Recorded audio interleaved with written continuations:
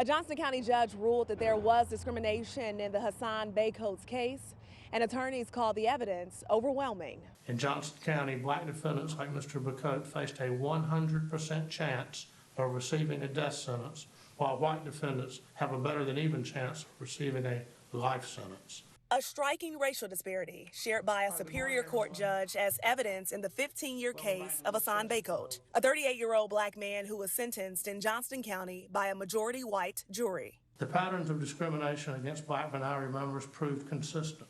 In 2024, the court heard nearly 2 weeks of evidence from expert witnesses in this case, including statistical analysis, social science research, and the historical and present-day influence of race in the administration of justice across the state and in Johnston County specifically. The court also considered evidence from lead prosecutor Greg Butler, who the judge says had a history of unfairly prosecuting black defendants. In another capital case, Mr. Butler called a black defendant a piece of trash. Judge Waylon Sermons says the prosecutor even called Bacote names. He referred to Mr. Bacote as a thug.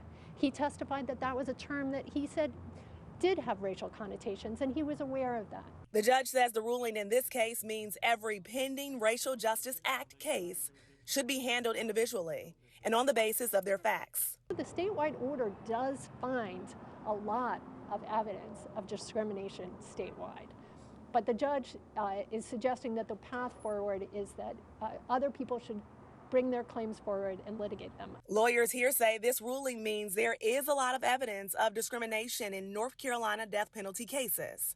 And the other 121 people who remain on North Carolina's death row now have a chance to have their cases re-examined. I hope, though, that what happens is that the leadership in North Carolina finally sits down and wrestles with these facts. You know, that we see a different way of selecting juries. And this means Hasson Bacote will serve his life sentence without the possibility of parole. I reached out to the former prosecutor, Greg Butler. I haven't heard back. I'm in Johnston County. Akilah Davis, ABC 11 Eyewitness News.